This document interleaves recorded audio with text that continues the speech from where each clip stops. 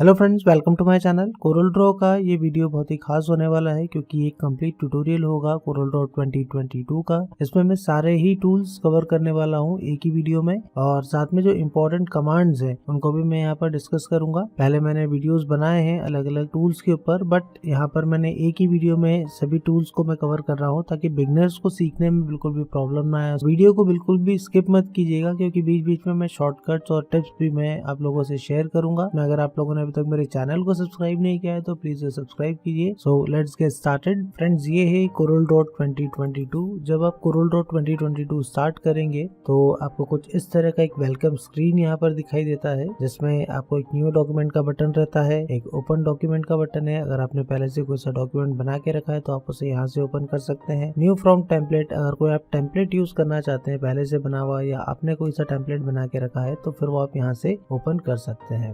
सबसे पहले हम यहाँ पर एक न्यू डॉक्यूमेंट क्रिएट करेंगे।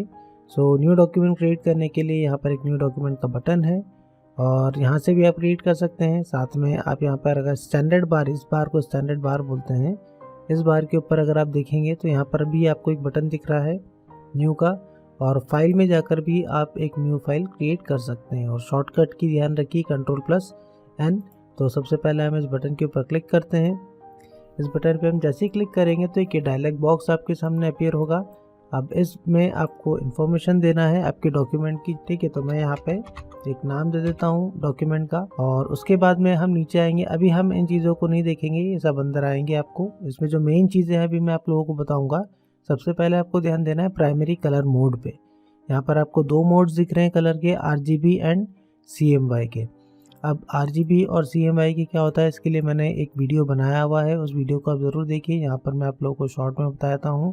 RGB का मीनिंग होता है रेड, ग्रीन और ब्लू, ये तीन कलर्स के नाम हैं। और CMY के होते हैं सियान, magenta, yellow and black.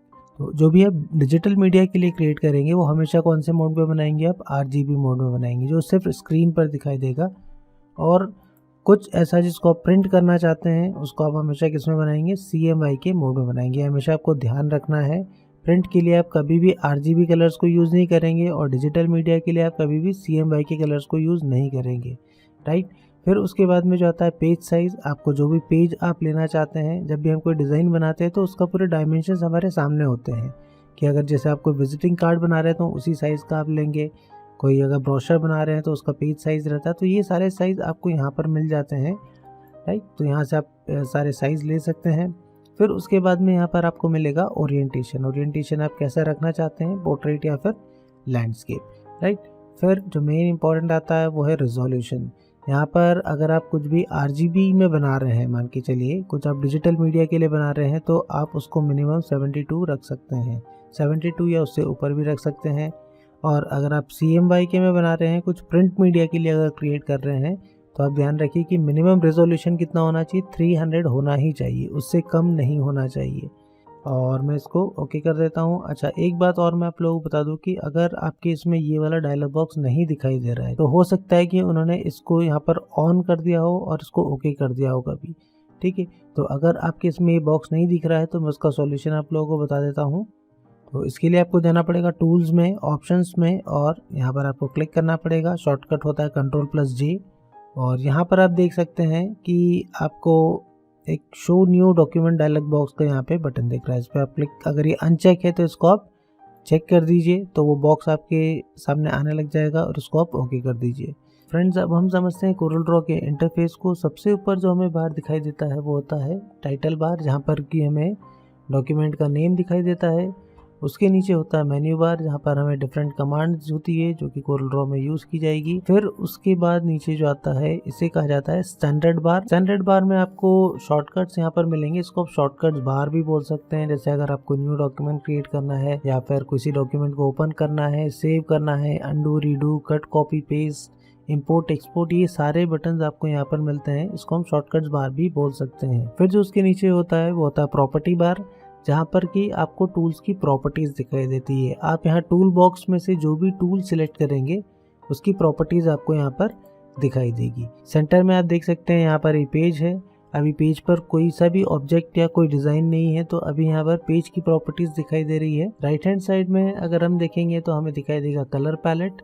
Colour के ऊपर अगर हम माउस लेकर जाएंगे तो आपको यहाँ पर कलर का नेम भी दिखाई देता है और साथ में RGB की वैल्यूज भी आपको दिखाई देगी। और कलर्स अगर आपको चाहिए तो आप किसी भी कलर के ऊपर प्रेस करके रखिए तो आपको उस कलर के और भी वेरिएशंस यहाँ पर दिखाई देंगे। लेफ्ट हैंड साइड में हमारे पास में है टूल बॉक्स। टूल बॉक्स में आपको यहाँ पर एक छोटा सा एरो दिखाई दे रहा होगा टूल्स के आगे। दैट मीन्स अगर आप इसको प्रेस करके रखेंगे तो आपको यहाँ पर और भी हिडन टूल्स उसके अंदर दिखाई देंगे। ये ग्रुप ऑफ टूल्स रहते हैं। टूल बॉक्स में यहाँ पर सभी टूल्स को कैटेगरी में डिवाइड किया जाता है, जैसे पिक टूल्स हैं, शेप एडिट टूल्स होते हैं, फिर उसके बाद में शेप टूल्स होते हैं, ड्राइंग टूल होते हैं। तो इस तरह से कैटेगरी में इनको डिवाइड किया जाता है। सबसे नीचे अगर आप देखेंगे टूल बॉक्स में तो आपको यहाँ पर एक प्लस साइन दिखेगा। इस प्लस साइन से आप इस टूल बॉक्स को कस्टमाइज भी कर सकते हैं। जो भी टूल्स की आपको ज़रूरत नहीं है आप उनको हाइड करके रख सकते हैं अपने अकॉर्डिंगली, अपनी नीड के अकॉर्डिंगली। जो भी आप डिज़ाइनिंग वर्क कर रहे हैं उसके अकॉर्डिंगली आप इसको कस्टमाइज करके रख सकते हैं। फिर नीचे अगर हम देखेंगे तो हमें यहाँ पर दिखेगा नेविगेशन बार आपको दिखेगा। यहाँ पर आपको पेज 1 दिख रहा है। एक डॉक्यूमेंट के अंदर बहुत सारे पेजेस हो सकते हैं, जैसे अगर आप कुछ PDF क्रिएट कर रहे हैं या ब्रोशर क्रिएट कर रहे हैं, यहाँ पर बहुत सारे पेजेस होंगे तो वो सारे पेजेस की डिटेल्स आपको यहाँ पर दिखाई देगी। अभी इस डॉक्यूमेंट के अंदर एक सिंगल पेज है। आपको और पेजेस ऐड करना हो तो आपको यहाँ पर एक प्लस साइन दिखाई दे रहा होगा। 2 प्लस साइन दिखेंगे आपको, एक यहाँ पर है और एक यहाँ पर है। अगर पेज 1 के बाद में आपको कोई सा पेज क्रिएट करना है तो आप इसका यूज़ करेंगे, और अगर पेज 1 के पहले अगर आप कोई सा पेज क्रिएट करना चाहते हैं तो आप इसका यूज़ करेंगे, राइट। तो यहाँ से आप पेजेस को इंसर्ट कर सकते हैं इस तरह से। और यहाँ पर जो ये बटन्स दिखाई दे रहे हैं यहाँ पर आपको डिटेल्स मिलेगी, जैसे 8 पेजेस हमने जस्ट क्रिएट किए हैं और इन बटन से आप पेज पे नेविगेशन कर सकते हैं और डायरेक्ट क्लिक करके भी आप किसी पेज के ऊपर जा सकते हैं। और उसके नीचे जो यहाँ पर दिखाई दे रहा है ये होता है डॉक्यूमेंट पैलेट। सो डॉक्यूमेंट पैलेट में जो भी हम कलर्स के ऊपर यूज़ करेंगे वो कलर्स यहाँ पर ऑटोमेटिकली सेव होते जाएंगे जिस भी करंट डॉक्यूमेंट पे हम वर्क करेंगे। जैसे मैं यहाँ पर एक एग्जांपल ले लेता हूँ। मैंने यहाँ पर एक ऑब्जेक्ट क्रिएट किया और उसमें एक हम कलर फिल कर देते हैं तो आप देखेंगे वो कलर यहाँ पर ऐड हो गया है। मैं यहाँ पर एक और ऑब्जेक्ट ले लेता हूँ, वो सारे कलर्स यहाँ पर ऐड होते जाएंगे। तो जिस भी आप थीम पे वर्क कर रहे हैं, कलर थीम पे वर्क कर रहे हैं या किसी डिज़ाइन पे वर्क कर रहे हैं तो उसके सारे कलर्स आपके पास में सेव होते जाएंगे और जो आपको आगे भी यूज़ आ सकते हैं। तो यहाँ पर एक छोटा सा एरो आपको दिखाई दे रहा है, वहाँ पर पैलेट पे जाइए और आप उसको सेव भी कर सकते हैं। फिर जो सबसे नीचे हमें दिखाई दे रहा है वो होता है स्टेटस बार। स्टेटस बार में आपको टूल की हैंड्स यहाँ पर दिखाई देगी। जो भी टूल आप सिलेक्ट करते हैं उसके हैंड्स यहाँ पे आपको दिखाई देगी। राइट हैंड साइड में आपको कलर और आउटलाइन की यहाँ पर डिटेल्स दिखाई देगी। यहाँ पर फिल कलर के लिए होता है और ये वाला जो है ये आउटलाइन कलर के लिए होता है। सो आई होप आप लोगों को इंटरफेस अच्छे से समझ में आ गया होगा। सो टूल्स स्टार्ट करने से पहले मैं यहाँ पर 1-2 कमांड्स हम लोग समझ लेते हैं जिनकी हमें ज़रूरत लगेगी बाद में। जब हम टूल्स को यूज़ करेंगे तो आप लोगों के लिए ईजी हो जाएगा। सो सबसे पहले हम समझेंगे कि हम ऑब्जेक्ट्स को कॉपी किस तरह से कर सकते हैं।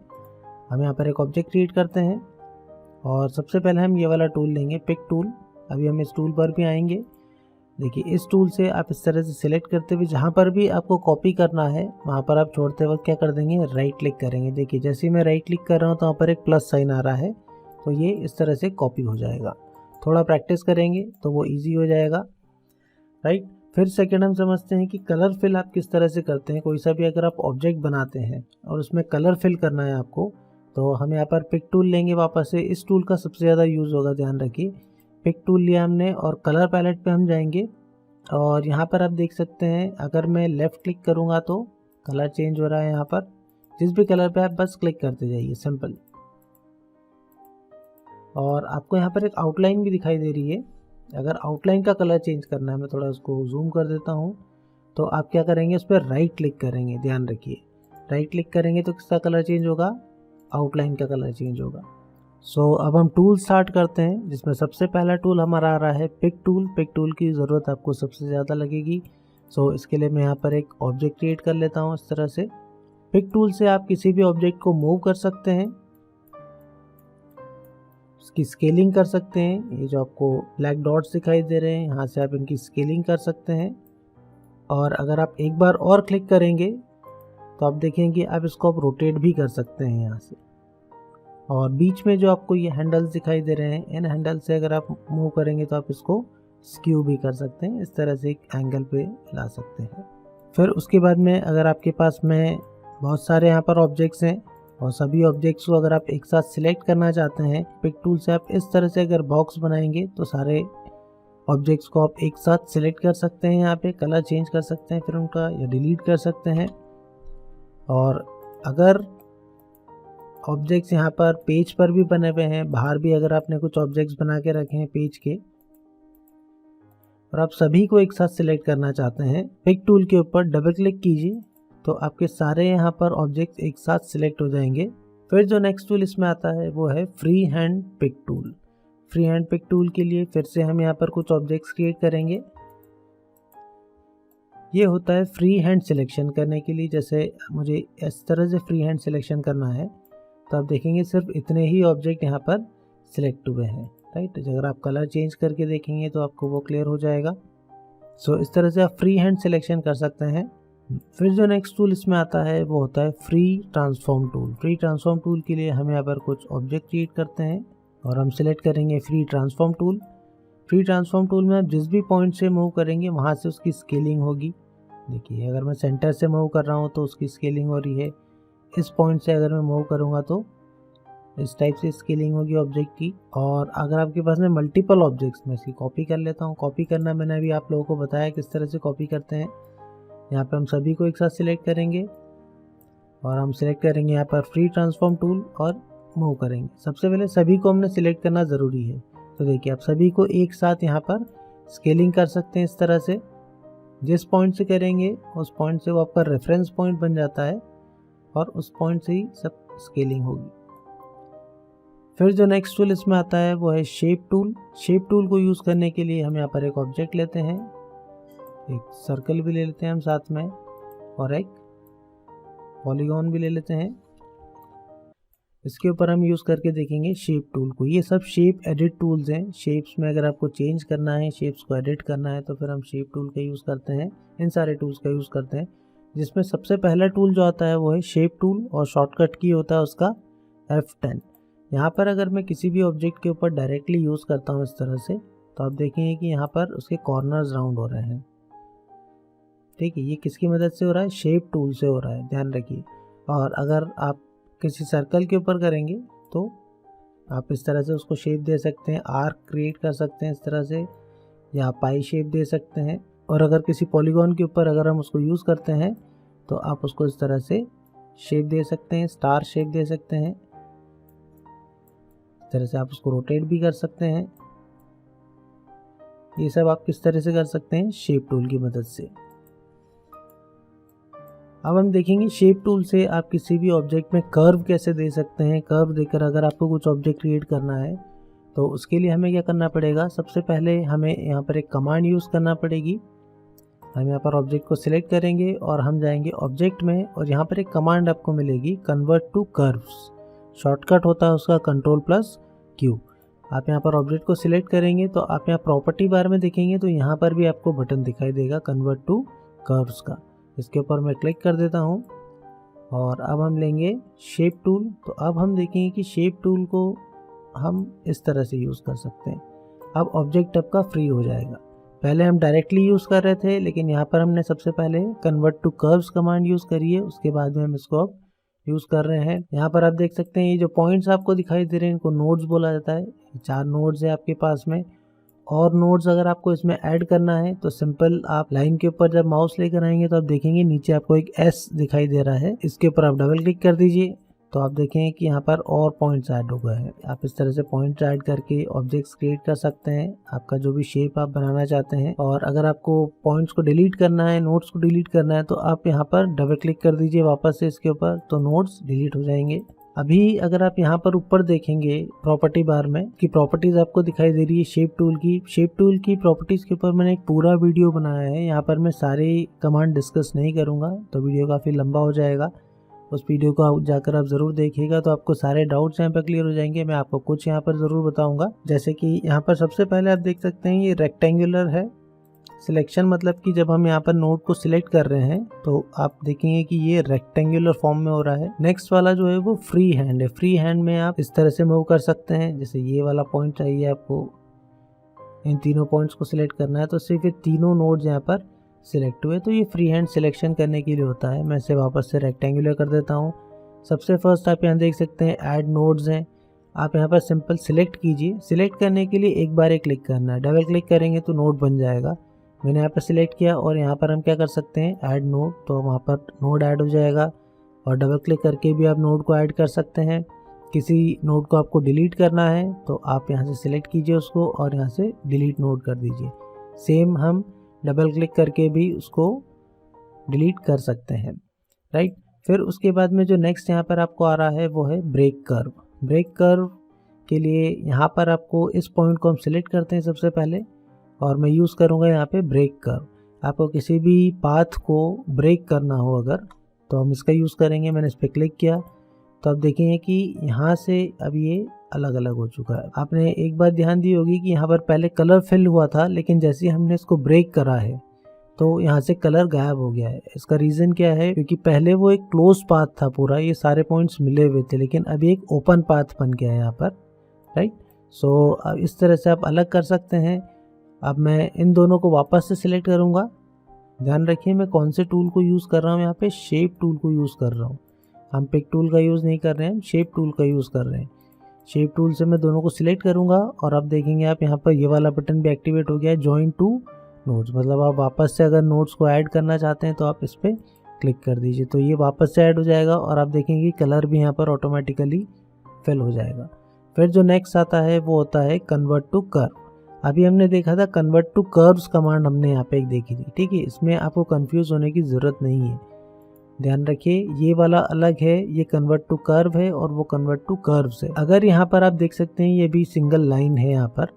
इस लाइन को अगर आपको कर्व में कन्वर्ट करना है तो हम किस पे क्लिक करेंगे, इसको हम सिलेक्ट करेंगे कन्वर्ट टू कर्व को। जैसे ही मैं इस पर क्लिक करूँगा और अगर अब मैं शेप टूल से इसको मूव करता हूँ तो हम यहाँ पर इसमें कर्व दे सकते हैं। और इसके बाद में अगर आप इसको वापस से लाइन में कन्वर्ट करना चाहते हैं तो वापस से आप इसके ऊपर क्लिक कर दीजिए कन्वर्ट टू लाइन, तो ये वापस से लाइन में कन्वर्ट हो जाएगा। आप सारे नोड्स को एक साथ सिलेक्ट करके भी यहाँ पर कन्वर्ट टू कर्व आप उसको कर सकते हैं। तो आप देखेंगे चारों लाइंस यहाँ पर अब कन्वर्ट टू कर्व्स हो चुकी है। सो इस तरह से आप काफ़ी अच्छे शेप्स इसके अंदर क्रिएट कर सकते हैं। अब इसमें भी आप बीच में नोड्स ऐड कर सकते हैं। अब देखिए अभी हमने इसको कन्वर्ट टू कर्व कर दिया है, पहले लाइन था हमने इसको कर्व में कन्वर्ट किया। अब अगर मैं इस पर डबल क्लिक करूँगा तो आप देखेंगे यहाँ पर कुछ हैंडल्स, इस तरह की सेगमेंटल लाइंस आपको दिखाई देगी। जैसे अगर मैं इसको मूव करता हूँ यहाँ से, तो अब आप इसके अंदर इस तरह से कर्व्स भी दे सकते हैं। इस पॉइंट पे भी आप इन हैंडल्स को मूव कर सकते हैं। अगर मैं इस सेगमेंटल लाइन को इस तरह से मूव करता हूँ तो आप देखेंगे इस लाइन को मूव करने पे ये वाली लाइन भी साथ में मूव हो रही है, राइट। अब आपको अगर कुछ अलग तरह का शेप क्रिएट करना है तो उसके लिए आप क्या कर सकते हैं, यहाँ पे कस्प नोड कर सकते हैं। इस पर मैं जैसे ही क्लिक करूँगा तो आप देखेंगे कि ये दोनों सेगमेंटल लाइंस अलग हो जाएगी। अब सिर्फ ये वाली मूव हो रही है, तो आप कुछ और अलग तरह के शेप्स इसमें क्रिएट कर सकते हैं।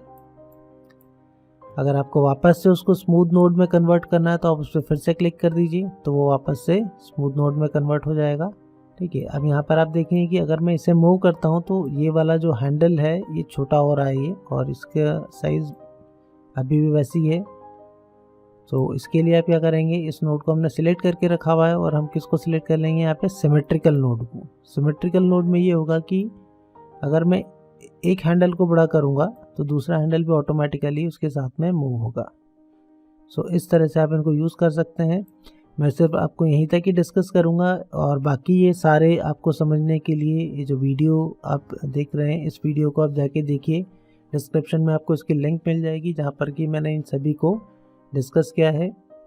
फिर जो नेक्स्ट टूल आता है वो होता है स्मूथ टूल। स्मूथ टूल किसी भी ऑब्जेक्ट को स्मूथ करने के लिए होता है, सरफेस को। यहाँ प्रॉपर्टी बार में आपको अभी स्मूथ टूल की प्रॉपर्टीज़ दिखाई दे रही है।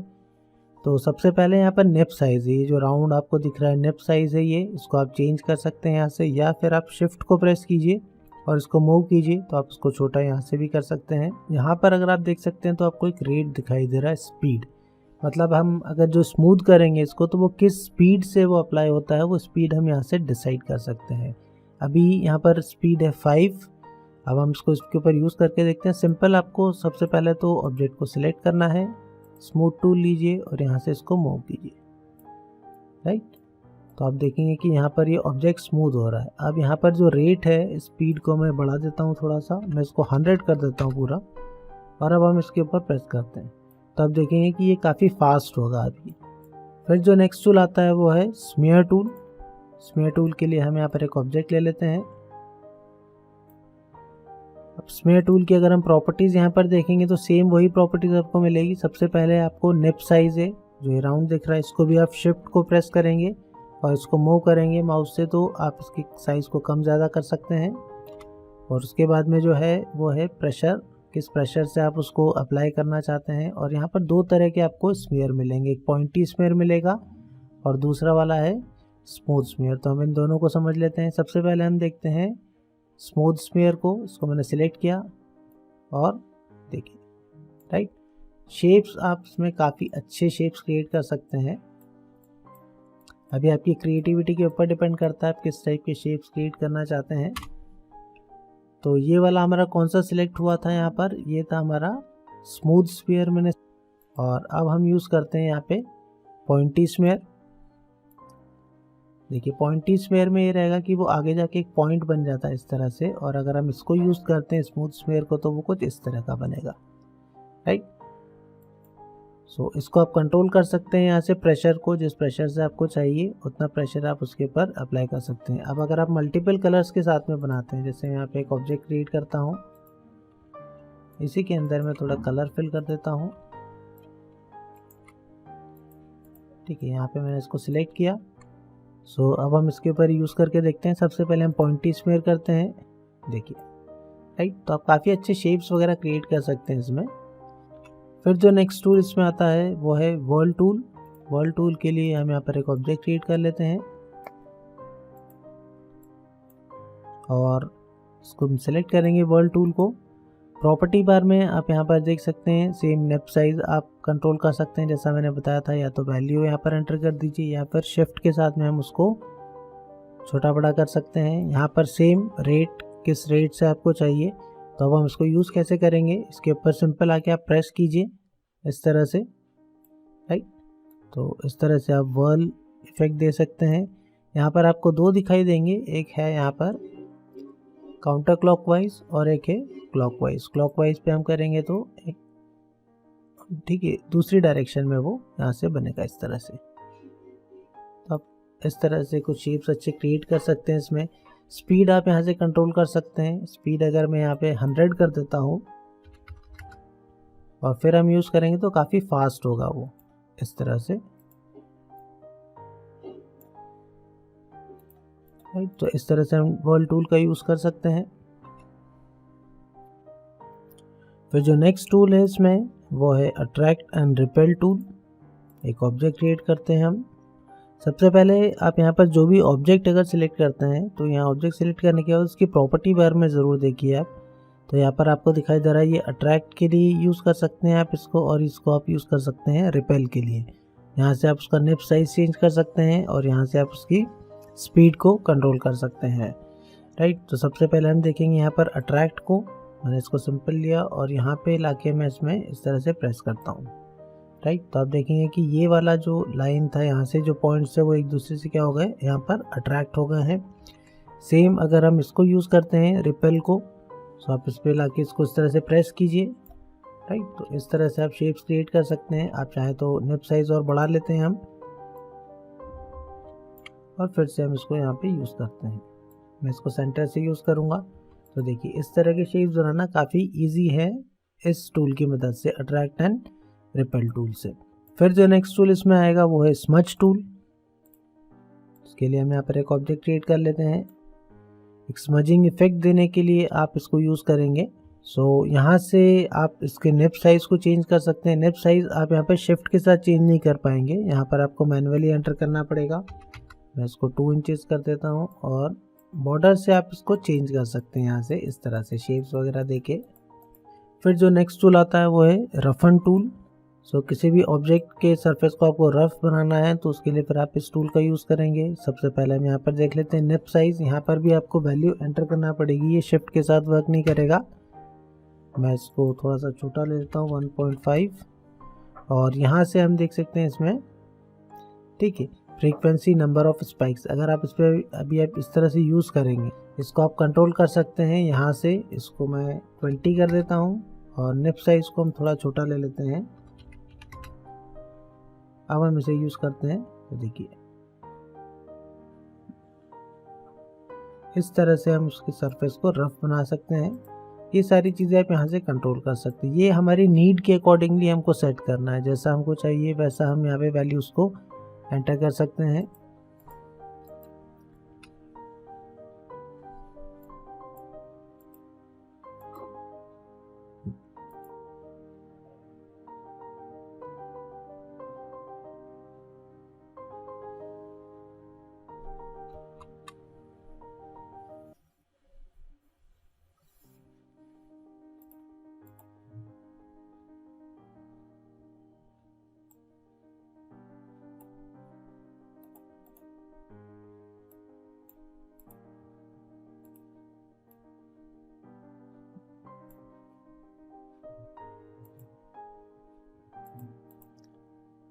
फिर जो नेक्स्ट कैटेगरी ऑफ टूल्स आती है वो है क्रॉप टूल्स की कैटेगरी है, जिसमें सबसे फर्स्ट टूल है क्रॉप टूल। सो सबसे पहले हम यूज़ करेंगे इमेज के ऊपर। सो यहाँ से मैंने सेलेक्ट किया क्रॉप टूल और मुझे सिर्फ इतना एरिया चाहिए। मैंने इतना एरिया सिलेक्ट किया और मैं यहाँ से इसको क्रॉप कर दूंगा, तो बाकी का जो एरिया है वो सभी कुछ वहाँ पे डिलीट हो जाएगा, राइट। फिर उसके साथ में अगर मैं इसे सिलेक्ट करता हूँ ऑब्जेक्ट को, तो इसको भी हम यहाँ से क्रॉप कर सकते हैं। मुझे सिर्फ इतना चाहिए, सिलेक्ट करने के बाद में हम इसको क्रॉप कर देंगे, राइट। तो उतना एरिया उसका वो क्रॉप हो जाएगा। फिर जो नेक्स्ट टूल इसमें आता है वो है नाइफ टूल। नाइफ टूल को आप यहाँ पर जब सिलेक्ट करेंगे तो आप यहाँ पर ऊपर 3 ऑप्शन देखते हैं। 3 तरह से आप कट कर सकते हैं किसी भी ऑब्जेक्ट को। सबसे फर्स्ट है 2 पॉइंट लाइन मोड में, फिर है फ्री हैंड मोड में और लास्ट वाला है बेजियर मोड में, ठीक है। तो हम सबसे first 2 point line mode use करते हैं। यहाँ पे सिंपल इस तरह से आप लाइन क्रिएट कीजिए और वो ऑब्जेक्ट कट हो जाएगा। आप फिर पिक टूल लीजिए और पिक टूल से मूव कीजिए तो आप देखेंगे कि ये ऑब्जेक्ट कट हो चुका है। आपको कुछ इस तरह से आप कलर वगैरह भी चेंज कर सकते हैं फिर उसमें। फिर जो नेक्स्ट इसमें दिख रहा है वो आपको है फ्री हैंड मोड। अगर आप इसको फ्री हैंड मोड यूज़ करना चाहते हो तो इस तरह से आप कट कर सकते हैं अपने अकॉर्डिंगली, ठीक है। फ्री हैंड मोड में इस तरह से कट हो जाएगा वो। फिर जो नेक्स्ट मोड इसमें आता है वो है बेजियर मोड। बेजियर मोड में आप इस तरह से बना सकते हैं, ठीक है। इस टूल में आपको थोड़ी सी प्रैक्टिस लगेगी और इस टाइप से आप उसमें कट कर सकते हैं, राइट। तो इस तरह से आप नाइफ टूल का यूज़ कर सकते हैं। सो नेक्स्ट टूल जो है वो है वर्चुअल सेगमेंट डिलीट। किसी भी सेगमेंट को आपको डिलीट करना हो किसी ऑब्जेक्ट में से तो फिर हम इस टूल का यूज़ करेंगे। मैं इसका आपको एक एग्जांपल समझा देता हूँ मैं। जैसे हमारे सामने यहाँ पर एक सर्कल है, हम यहाँ पर एक और सर्कल क्रिएट कर लेते हैं इस तरह से।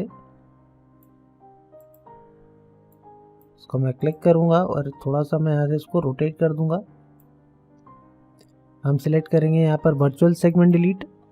अब मुझे ये वाला जो लाइन है, ये वाला सेगमेंट मुझे नहीं चाहिए, तो मैं क्या करूँगा, सिंपल इसके ऊपर इस तरह से बॉक्स बना दूँगा और तो उतना एरिया वो डिलीट हो जाएगा। तो इस तरह के ऑब्जेक्ट्स आपको जब क्रिएट करना हो या ऐसे कोई शेप्स क्रिएट करना हो तो फिर हम किसका यूज़ करेंगे, यहाँ पर वर्चुअल सेगमेंट डिलीट का यूज़ करेंगे।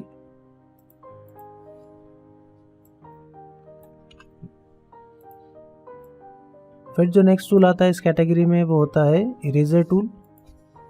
इरेजर टूल के लिए आप यहाँ पर देख सकते हैं 2 तरह से आप इरेजर यूज़ कर सकते हैं, एक राउंड निब में और दूसरा स्क्वायर निब में। यहाँ से हम जो इरेजर की थिकनेस है उसको हम बढ़ा सकते हैं। हम इसको भी थोड़ा सा 1 कर देते हैं और इसके ऊपर हम यूज़ करते हैं 0.5 करेंगे।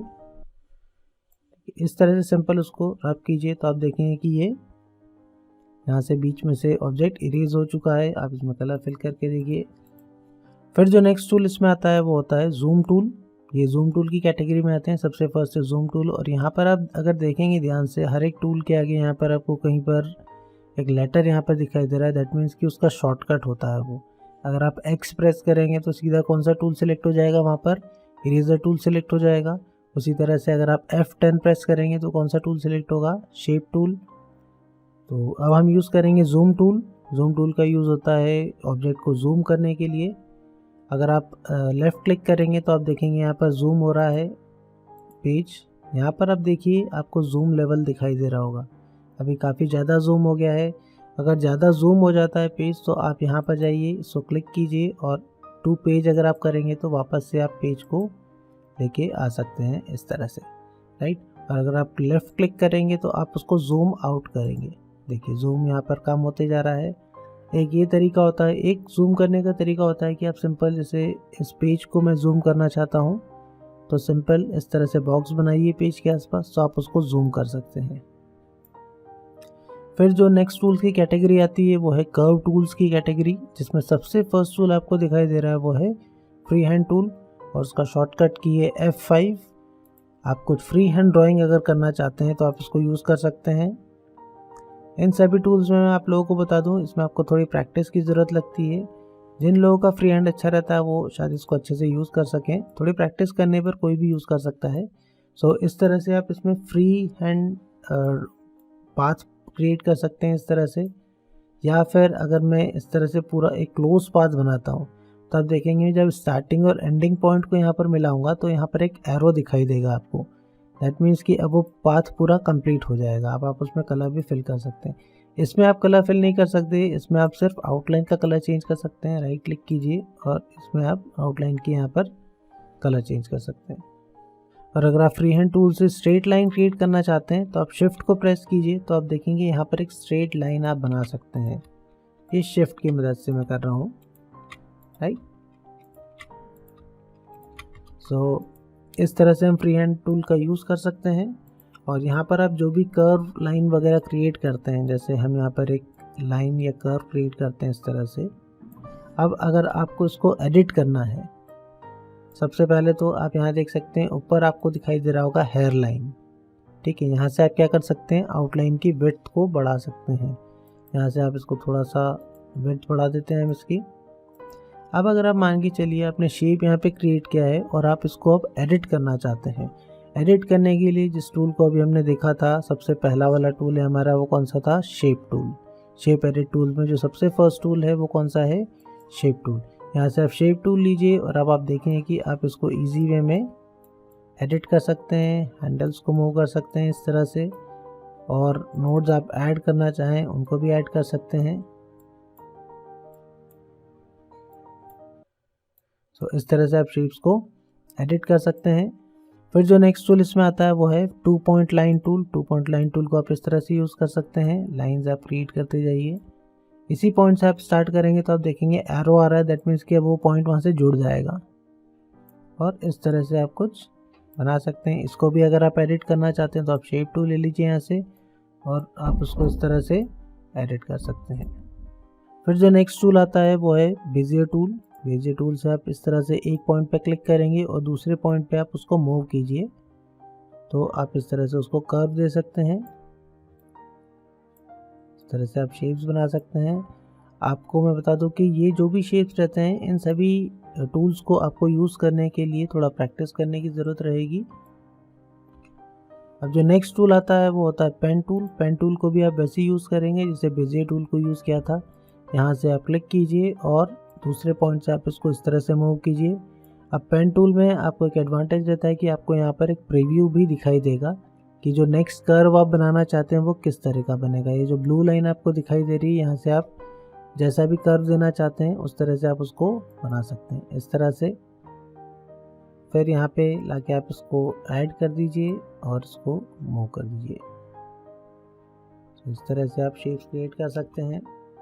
फिर से हम पेन टूल को लेंगे, यहाँ से आपने पेन टूल लिया, इस तरह से बनाया। अब आपको कुछ इस तरह का कर्व अगर नहीं चाहिए तो आप क्या कर सकते हैं, जो लास्ट पॉइंट आपको यहाँ पर ही दिख रहा है, यहाँ पे आप ऑल्ट की को प्रेस करेंगे तो आप देखेंगे यहाँ पर एक एरो आ गया है नीचे पेन टूल के, उस पर आप क्लिक कर दीजिए। तो अब ये वाला पॉइंट अब ब्रेक हो गया है। अब आप अपने अकॉर्डिंगली उसमें शेप दे सकते हैं। कुछ अलग कर्व अगर आप देना चाहते हैं तो वो आप क्रिएट कर सकते हैं। फिर से अगर आपको यूज़ करना हो, इस तरह से कर्व नहीं देना हो, तो आप लास्ट पॉइंट पे आके ऑल्ट के साथ में क्लिक कीजिए तो वो पॉइंट क्या होता है, ब्रेक हो जाता है पॉइंट एक तरह से, ठीक है। अब आप फिर अपने अकॉर्डिंगली शेप्स क्रिएट कर सकते हैं। तो इस तरह से आप पेन टूल का यूज़ कर सकते हैं। फिर जो नेक्स्ट टूल इसमें आता है वो होता है बी स्प्लाइन टूल।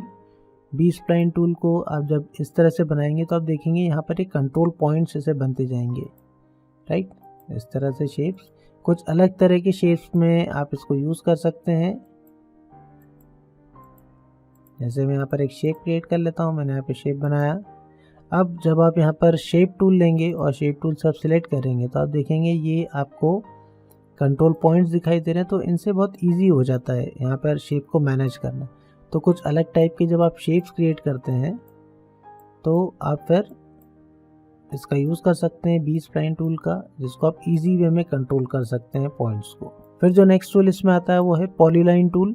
यहाँ से हमने इसको सिलेक्ट किया, स्ट्रेट लाइन बना सकते हैं इस तरह से, और साथ में आप देखेंगे आप इसमें फ्री हैंड ड्राइंग भी कर सकते हैं, फिर स्ट्रेट लाइन बना सकते हैं। तो आप इसको फ्री हैंड और स्ट्रेट लाइन इन दोनों का आप एक साथ इसके अंदर यूज़ कर सकते हैं। जहाँ पर आपको स्ट्रेट लाइन चाहिए वहाँ आप स्ट्रेट लाइन बनाइए, और बाकी आपको अगर फ्री हैंड चाहिए तो आप फ्री हैंड उसमें क्रिएट कर सकते हैं। तो इस तरह से आप इसको पॉलीलाइन टूल को यूज़ कर सकते हैं। फिर जो नेक्स्ट टूल आता है वो है 3 पॉइंट कर्व टूल। ये भी काफ़ी इंटरेस्टिंग टूल है। यहाँ से आप 3 पॉइंट है, मतलब कि 2 पॉइंट पर आप स्ट्रेट लाइन बनाएंगे और 3rd पॉइंट से आप क्या करेंगे, उसको कर्व देंगे इस तरह से। तो इस तरह की शेप्स आप काफ़ी इजी वे में क्रिएट कर सकते हैं। देखिए फास्ट वे में सिंपल इस तरह सिलेक्ट कीजिए और इस तरह से मूव कीजिए।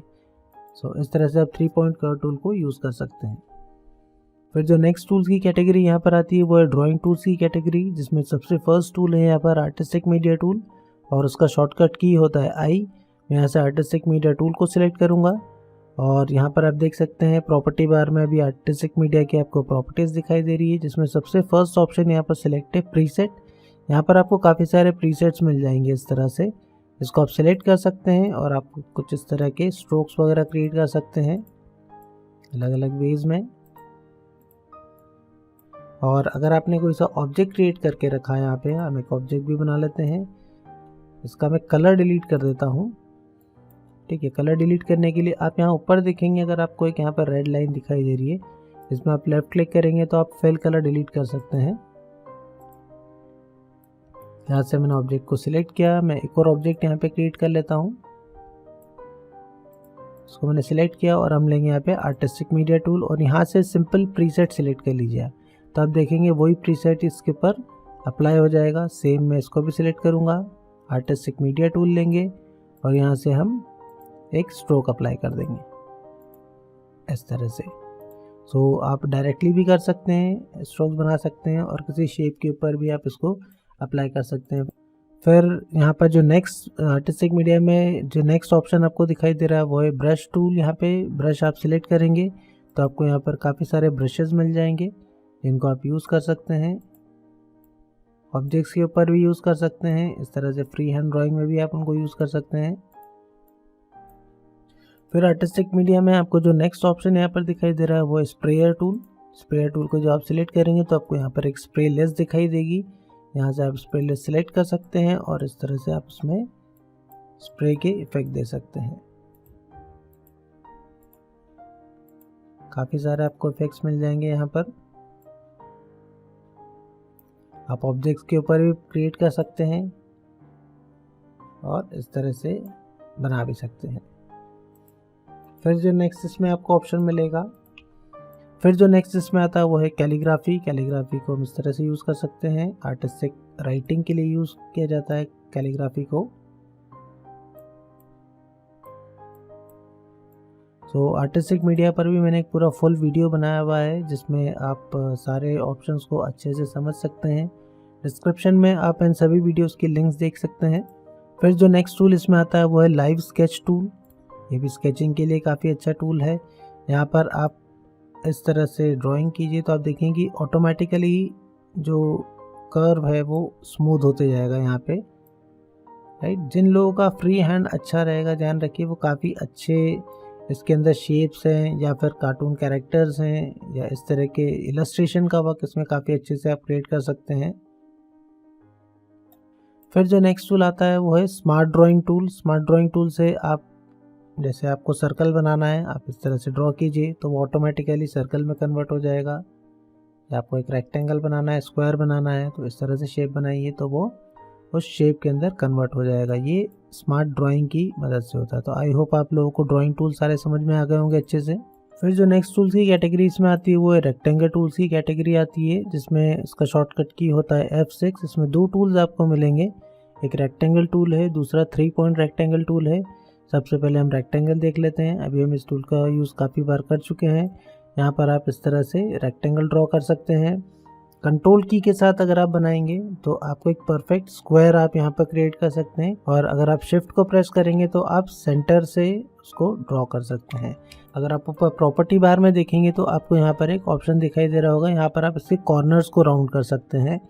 जैसा हमने देखा था, हम शेप टूल से भी कॉर्नर्स को राउंड कर सकते हैं। आप यहाँ पर वैल्यूज़ को एंटर करके भी आप इसके कॉर्नर्स को राउंड कर सकते हैं। यहाँ पर 4 बॉक्स दिख रहे हैं आपको, 1 2 3 एंड 4, 1 2 3 4, ये वाले आप इन वैल्यूज़ को आप यहाँ पर एंटर कर सकते हैं और इसके कॉर्नर्स को राउंड कर सकते हैं इस तरह से। यहाँ पर आपको एक लॉक का साइन दिख रहा है बीच में, इसको अगर मैं क्लोज करता हूँ और अगर मैं यहाँ पर अब कुछ वैल्यू एंटर करूँगा तो चारों कॉर्नर्स एक साथ राउंड होंगे।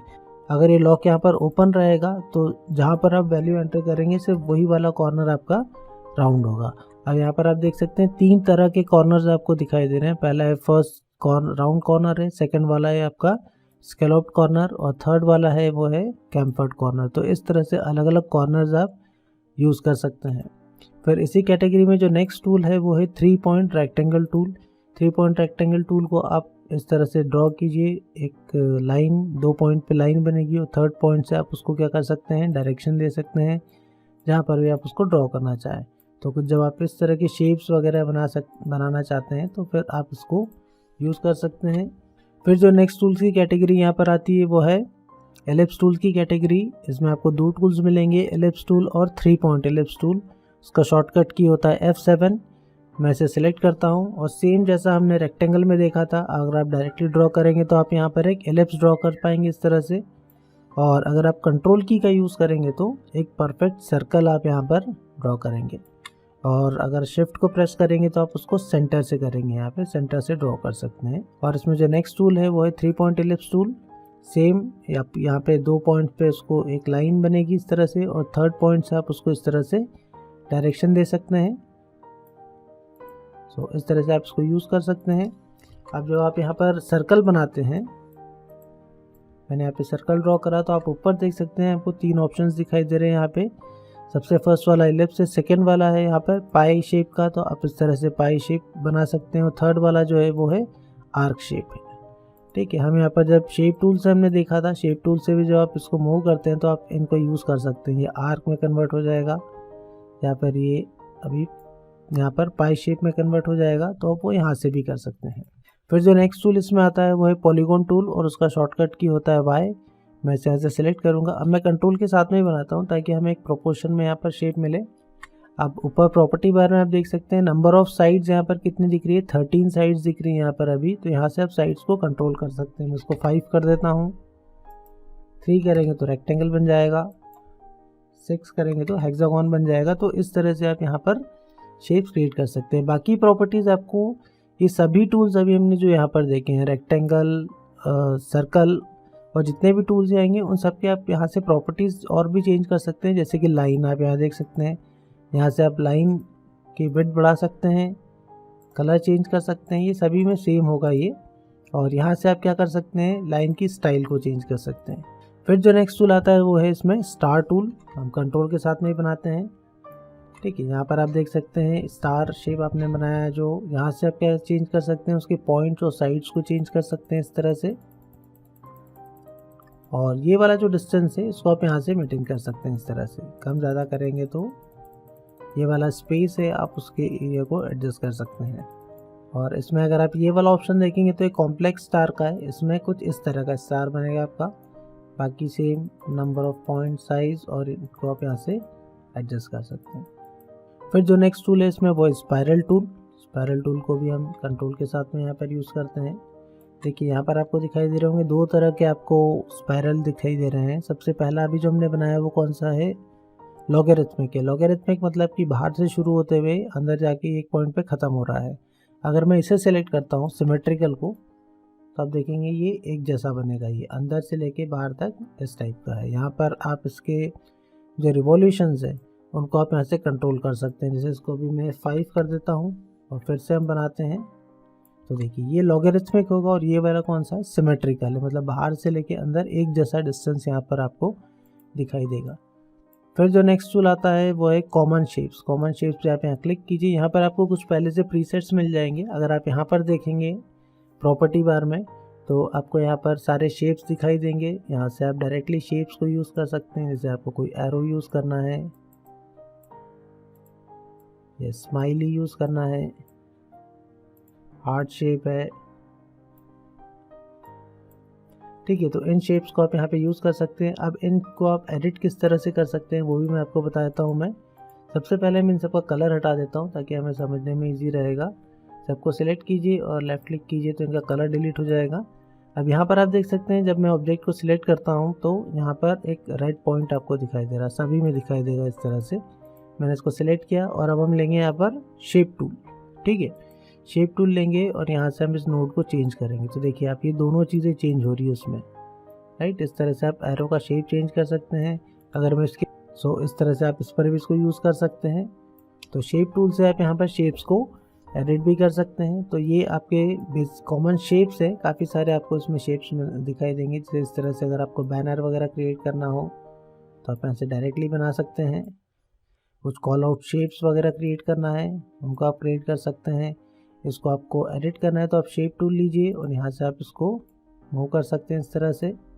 फिर जो नेक्स्ट टूल आता है इसमें वो है इम्पैक्ट टूल। इम्पैक्ट टूल से आप कुछ इस तरह का शेप क्रिएट कर सकते हैं, ठीक है। दो तरह से आप इसको क्रिएट कर सकते हैं, एक तो है रेडियल और दूसरा आप यहाँ पे कर सकते हैं पैरेलल। तो वो किसमें पैरेलल में कन्वर्ट हो जाएगा इस तरह से। तो इस तरह से आप इम्पैक्ट टूल को यूज़ कर सकते हैं।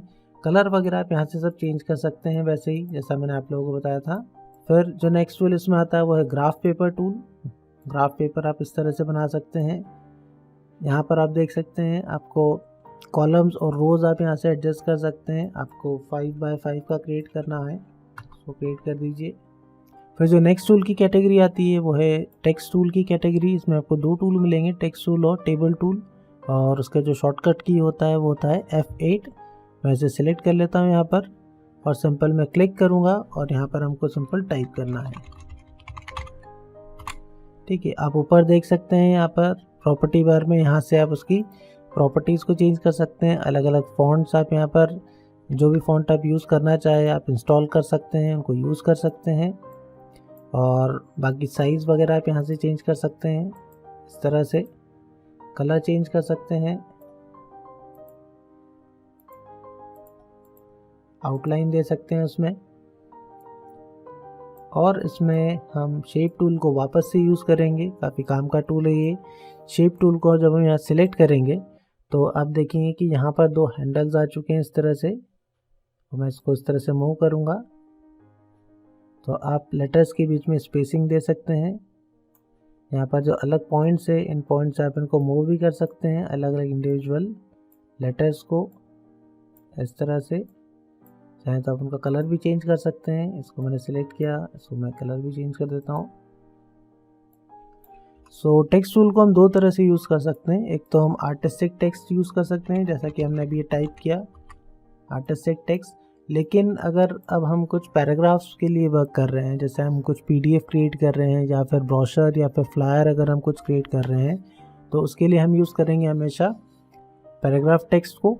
सो उसके लिए आपको सिंपल यहाँ पर टेक्स्ट टूल को सिलेक्ट करना है और यहाँ से इस तरह से फ्रेम बनाना है और जो भी आपका मैटर है उसके अंदर आप उसको टाइप कर दीजिए, राइट। यहाँ पर मैंने कुछ सैम्पल टेक्स्ट लिया है। अब आप देखिए अगर पैराग्राफ रहेगा तो आप उसको इजी वे में यहाँ पे एडजस्ट कर सकते हैं। इस फ्रेम्स को आप इस तरह से छोटा बड़ा कर सकते हैं, राइट। लेकिन अगर टेक्स्ट का साइज़ आप चेंज करना है, जैसे यहाँ पर हम टेक्स्ट का साइज़ डायरेक्टली चेंज कर सकते हैं इस तरह से, यहाँ पर आप नहीं कर पाएंगे। यहाँ पर आपको इधर से उसको चेंज करना पड़ेगा इस तरह से। इन फ्रेम्स को आप छोटा बड़ा कर सकते हैं, इसको इस तरह से कॉपी कर सकते हैं फ्रेम्स को।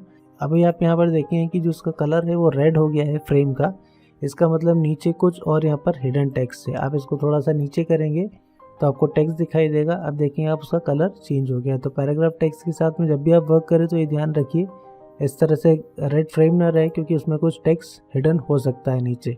फिर जो नेक्स्ट टूल आता है इसी में ही वो है टेबल टूल। अगर आपको कुछ टेबल यहाँ पर बनाना है इस तरह से, अब आप इसमें क्लिक करेंगे। यहाँ पे सबसे पहले मैं कलर डिलीट कर देता हूँ। और इसमें अगर आप डबल क्लिक करेंगे यहाँ पे तो आप इसके अंदर टाइप भी कर सकते हैं, राइट। आपको कुछ टेबुलर फॉर्म में क्रिएट करना है, रोज कॉलम्स, कुछ टेबुलर डेटा के साथ में वर्क करना है, तो फिर आप टेबल टूल का यहाँ पर यूज़ कर सकते हैं इजी वे में। फिर जो नेक्स्ट टूल की कैटेगरी आती है वो है इफेक्ट्स टूल की कैटेगरी। इन सभी टूल्स के ऊपर मैंने पूरे डिटेल्स में वीडियो बनाए हैं, उन सब वीडियोस को आप ज़रूर देखिएगा, डिस्क्रिप्शन में लिंक है सभी वीडियोस की। सो सबसे फर्स्ट टूल इसमें आता है वो है शेडो टूल। किसी भी ऑब्जेक्ट के अंदर अगर आपको शेडो देना है, हम इसके अंदर एक कलर देते हैं। शेडो टूल को आप यहाँ से सिलेक्ट करेंगे और इस तरह से सिंपल इसको मूव करेंगे तो आप देखेंगे कि आप ऑब्जेक्ट में यहाँ पर शेडो दे सकते हैं इस तरह से। ये वाला जो हैंडल है इसको अगर आप मूव करेंगे तो आप इसकी ट्रांसपेरेंसी को कम ज़्यादा कर सकते हैं शेडो की। अगर मैं इसको फुल करता हूँ तो आप देखेंगे कि यहाँ पर ट्रांसपेरेंसी, यहाँ पर आप देख सकते हैं उसकी वैल्यू चेंज हो रही है, राइट। यहाँ से आप शेडो का कलर चेंज कर सकते हैं, कोई दूसरा कलर अगर आप लेना चाहें कलर दे सकते हैं इस तरह से। अभी हम उसको ब्लैक ही रहने देते हैं। और यहाँ से आप इसका फेदर को एडजस्ट कर सकते हैं। फेदर मतलब कि अभी आप देख सकते हैं शेडो ब्लर दिखाई दे रही है, इसको अगर मैं कम करता हूँ, इसको मैं अगर 0 करता हूँ तो देखेंगे कि शेडो किस तरह की हो गई है, बिल्कुल शार्प हो गई है शेडो। तो हम इसको अगर थोड़ा सा ब्लरनेस बढ़ा देते हैं तो इसमें एक रियलिस्टिक इफेक्ट आपको देखने को मिलेगा। सो इस तरह से आप इसको सेट कर सकते हैं। फिर जो नेक्स्ट टूल इस कैटेगरी में आता है वो है कॉन्टूर टूल। ये भी काफ़ी काम का टूल है। अगर आपको कुछ बॉर्डर वगैरह क्रिएट करना हो, जैसे यहाँ पर आपने एक शेप ले लिया और यहाँ से मैं सिलेक्ट करूँगा कॉन्टूर टूल को। अब कॉन्टूर टूल से सिंपल मैं इस तरह से इसको मूव करूँगा तो आप देखेंगे इसका एक बाउंड्री क्रिएट हो गया यहाँ से। उसको आप यहाँ से कंट्रोल कर सकते हैं। नंबर ऑफ स्टेप्स आप देख सकते हैं अभी 1 है, आप इसको यहाँ से बढ़ा सकते हैं इस तरह से, हम ज़्यादा कर सकते हैं, ठीक है। इनसाइड आउटसाइड आप यहाँ से सेट कर सकते हैं जैसा भी आपको चाहिए। और यहाँ पर आपको कुछ प्रीसेट्स भी दिखाई देंगे, फ्लो इनवर्ड और फ्लो आउटवर्ड। इसमें आप कलर भी फिल कर सकते हैं इस तरह से। और इसके साथ में हम इसको एक रेक्टेंगल के ऊपर भी यूज़ करके देखते हैं। यहाँ से हम सेलेक्ट करेंगे कॉन्टूर टूल को और इस तरह से हम फ्रेम्स वगैरह क्रिएट करने के लिए काफ़ी अच्छा है ये। टेक्स्ट पर भी हम इसको यूज़ करके देखते हैं और इसको सिंपल इसको मूव करना है। काफ़ी सिंपल टूल्स है, मैं आप लोगों को बता दूं, कुछ भी इसमें टफ नहीं है। सिंपल आपको अप्लाई करना है। प्रॉपर्टी बार में ज़रूर जाइए, प्रॉपर्टी बार में प्रॉपर्टीज़ को ज़रूर देखिए, ठीक है। डिटेल में आप वीडियो ज़रूर देखिएगा तो आपको सारी चीज़ें क्लियर हो जाएगी। यहाँ से आप नंबर ऑफ़ स्टेप्स बढ़ा सकते हैं, नंबर ऑफ़ स्टेप्स को कम कर सकते हैं, आप इसमें आउटलाइन भी दे सकते हैं। फिर जो नेक्स्ट टूल इसमें आता है वो है ब्लेंड टूल। ब्लेंड टूल भी काफ़ी इंपॉर्टेंट टूल है। यहाँ पर हम 2 ऑब्जेक्ट्स क्रिएट करेंगे इस तरह से। एक ऑब्जेक्ट मैंने यहाँ पर बनाया और एक ऑब्जेक्ट इस तरह से कॉपी किया। अब मैं इन दोनों को सिलेक्ट करूँगा और यहाँ पर मैं लूँगा ब्लेंड टूल और इस ऑब्जेक्ट से लेके इस ऑब्जेक्ट तक मैं इस तरह से मूव करूँगा तो आप देखेंगे दोनों ऑब्जेक्ट्स ब्लेंड हो चुके हैं यहाँ पर। और यहाँ अगर आप ऊपर प्रॉपर्टी बार में देखेंगे तो आपको यहाँ पे नंबर ऑफ़ ब्लेंड ऑब्जेक्ट्स आप यहाँ से कम ज़्यादा कर सकते हैं इस तरह से। अगर आप इस जो भी आपने ब्लेंड किया है इसको आप किसी पाथ के ऊपर अटैच करना चाहते हैं तो आप सबसे पहले तो यहाँ पे एक पाथ क्रिएट कर लीजिए इस तरह से। मैं पेन टूल से एक पाथ बना लेता हूँ। देखिए यहाँ पर अभी आउटलाइन क्यों नहीं आ रही है, आप ध्यान से देखेंगे, आप यहाँ नीचे देखेंगे तो आपको समझ में आ जाएगा, क्योंकि उसका आउटलाइन का कलर क्या है, अभी यहाँ पर वाइट है। तो आप यहाँ पे जाइए, उस पर राइट क्लिक कीजिए तो यहाँ पे कलर दिखाई देगा आपको। इसकी थोड़ी सी हम विड्थ बढ़ा लेते हैं। अब ये जो मैंने ब्लेंड किया है ऑब्जेक्ट्स को, इन्हीं ऑब्जेक्ट्स को मैं क्या करूँगा, इसके ऊपर मुझे ब्लेंड करना है, मतलब इस पाथ के ऊपर मुझे फिट करना है। तो मैं इसको सिलेक्ट करूँगा और ब्लेंड टूल की प्रॉपर्टीज़ में आप ऊपर देखेंगे, सबसे पहले यहाँ पाथ प्रॉपर्टीज़ आपको मिलेगा, उसमें आपको मिलेगा न्यू पाथ। और न्यू पाथ जैसे ही आप क्लिक करेंगे तो आपको एक यहाँ एरो दिखाई देगा, उस एरो से आप इस पाथ के ऊपर क्लिक कर दीजिए तो जो भी हमने ब्लेंड किया था वो इस पाथ के ऊपर फिट हो जाएगा। फिर इसके बाद में आपको जाना है मोर ब्लेंड ऑप्शंस के ऊपर और यहाँ पर आपको मिलेगा ब्लेंड अलोंग फुल पाथ। जब आप इस पर करेंगे तो पूरे पाथ के ऊपर वो फिट हो जाएगा और यहाँ से फिर आप नंबर ऑफ ऑब्जेक्ट्स यहाँ से आप बढ़ा सकते हैं, राइट। सो इस तरह से आप ऑब्जेक्ट्स को ब्लेंड कर सकते हैं और उसको किसी पाथ के ऊपर भी आप फिट कर सकते हैं। फिर जो नेक्स्ट टूल इसमें आएगा वो है डिस्टॉर्ट टूल। इसको हम सिलेक्ट करते हैं, यहाँ से एक ऑब्जेक्ट हमने क्रिएट करके रखा है। अब आप ऊपर अगर यहाँ पर देखेंगे तो सबसे पहले हम प्रीसेट्स देख लेते हैं। देखिए प्रीसेट्स आप डायरेक्टली इसको सबसे पहले सिलेक्ट ज़रूर कीजिएगा। यहाँ से आप लीजिए डिस्टॉर्ट टूल और प्रीसेट्स पे जाइए। पुल कॉर्नर्स में कुछ इस तरह का बन जाएगा, पुश कॉर्नर्स, ट्विस्टर, स्टैम्प और जिपर। ये इस तरह के इफेक्ट था प्रीसेट से जो आप डायरेक्टली अप्लाई कर सकते हैं। और हम डायरेक्टली उसको यूज़ करके देखते हैं। ठीक है, डिस्टॉर्ट इस तरह से अगर आप पुश और पुल करेंगे तो देखिए यहाँ पर ये जिपर डिस्टॉर्शन है, क्योंकि हमने यहाँ पर ये वाला सिलेक्ट करके रखा हुआ है। आप फर्स्ट वाला सिलेक्ट कीजिए सबसे पहले, इसको मैं अनडू करता हूँ। सबसे फर्स्ट है पुश एंड पुल डिस्टॉर्शन। यहाँ पर हम इसको सिलेक्ट करेंगे, पुश करेंगे तो इस तरह का होगा, पुल करेंगे तो इस तरह का होगा। ठीक है, इस तरह से आप ऑब्जेक्ट्स इजी वे में क्रिएट कर सकते हैं।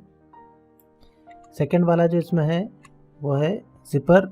जिपर पे आप इसको क्लिक करके इस तरह से कीजिए तो जिपर डिस्टॉर्शन हो जाएगा इस टाइप से। और जो लास्ट वाला आपको इसमें दिखाई दे रहा है वो है ट्विस्टर डिस्टॉर्शन। इसको आप क्लिक कीजिए और इसको मूव कीजिए। ठीक है, तो आप उसमें इस तरह से ट्विस्ट दे सकते हैं।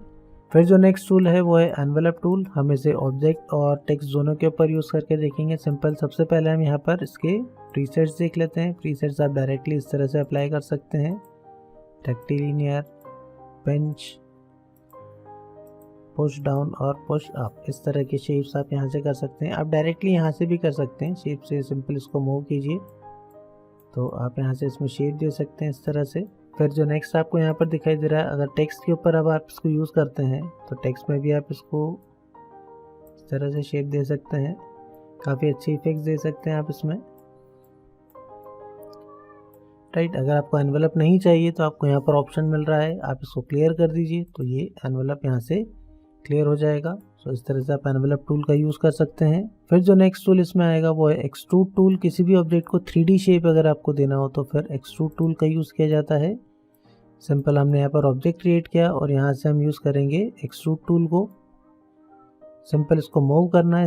ये टूल्स काफ़ी सिंपल टूल्स है जिनको आप काफ़ी इजी वे में यूज़ कर सकते हैं। सिंपल आपने इस तरह से मूव किया, इस पॉइंट को आप मूव कीजिए। राइट, तो देखिए आप इसमें एक 3D शेप हमने यहाँ पे क्रिएट किया है। हम टेक्स्ट के ऊपर भी इसको यूज़ करके देखते हैं। यहाँ से हम लेंगे एक्सट्रूड टूल और इसको इस तरह से मूव करेंगे। राइट, तो इस तरह से आप देखेंगे कि एक 3D इफेक्ट आप इसके अंदर टेक्स्ट के अंदर इजी वे में दे सकते हैं। राइट, कलर वगैरह आप यहाँ से चेंज कर सकते हैं। अब अगर आप यहाँ पर देखेंगे ऊपर तो आपको यहाँ पर ऑप्शन दिखाई देगा। अभी टेक्स्ट और एक्सट्रूड दोनों का कलर आपको एक जैसा दिखाई दे रहा है। तो अगर आप यहाँ ऊपर प्रॉपर्टी बार में जाएंगे तो आपको यहाँ पर दिखाई देगा एक्सट्रूजन कलर। एक्सट्रूजन कलर में आप इस पे आएंगे यूज़ कलर शेडिंग पे, और अब आप यहाँ पे दोनों कलर्स को चेंज कर सकते हैं इस टाइप से। टेक्स्ट का कलर हम यहीं से चेंज करेंगे। राइट, सो इस तरह से आप एक्सट्रूड टूल का यूज़ कर सकते हैं ऑब्जेक्ट्स में एक 3D शेप क्रिएट करने के लिए। फिर जो नेक्स्ट टूल इसमें आता है वो है block shadow tool. Block shadow tool से आप कुछ इस तरह की शेडो दे सकते हैं। यहाँ पर आप ऑब्जेक्ट को सिलेक्ट कीजिए, सबसे पहले ऑब्जेक्ट को सिलेक्ट कीजिए और यहाँ से इस तरह से शेडो दे दीजिए। राइट, शेडो का कलर आपको चेंज करना है तो आप यहाँ से कर सकते हैं।